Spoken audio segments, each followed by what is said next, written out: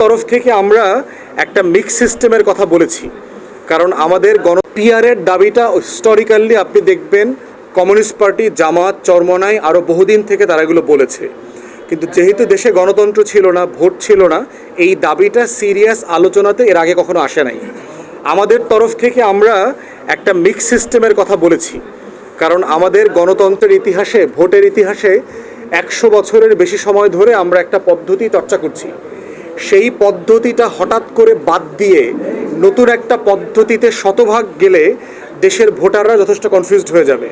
এই জন্য আমরা যেটা প্রস্তাব করেছি ব্যক্তিগতভাবে এবং দলীয়ভাবে, যে আমরা 300 আসনের মধ্যে 200 আসনে বিদ্যমান পদ্ধতিতে নির্বাচন চাই, বিদ্যমান পদ্ধতিতে হোক, আর 100 আসনে আমরা ঐক্যমতের ভিত্তিতে পিয়ার করতে পারি।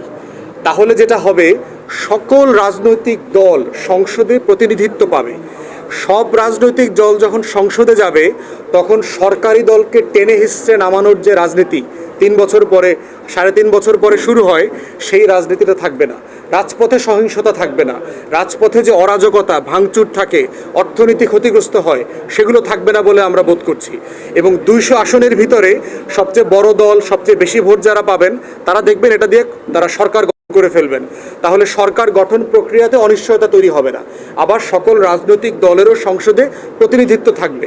এর মধ্য দিয়ে যেটা হবে, গণ অভ্যুত্থানের সকল শক্তি রাজনৈতিক অংশীজন হিসাবে জুলাই সনদ বাস্তবায়ন করবার সুযোগ পাবেন। এবং এইটা যদি আমরা করতে পারি, তাহলে একটা ঐতিহাসিক ঘটনা ঘটবে বাংলাদেশে।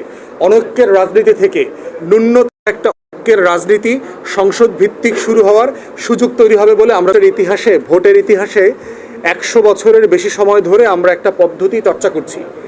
সেই পদ্ধতিটা হঠাৎ করে বাদ দিয়ে নতুন একটা পদ্ধতিতে শতভাগ গেলে দেশের ভোটাররা যথেষ্ট কনফিউজড হয়ে যাবে।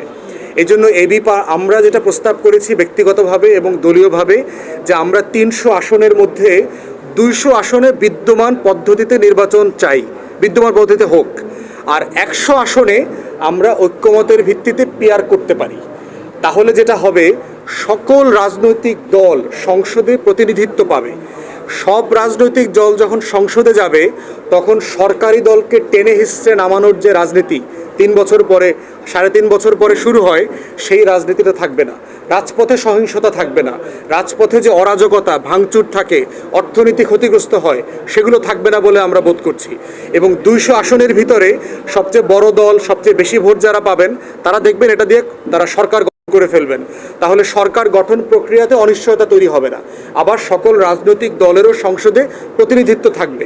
এর মধ্য দিয়ে যেটা হবে, গণ অভ্যুত্থানের সকল শক্তি রাজনৈতিক অংশীজন হিসাবে জুলাই সনদ বাস্তবায়ন করবার সুযোগ পাবেন।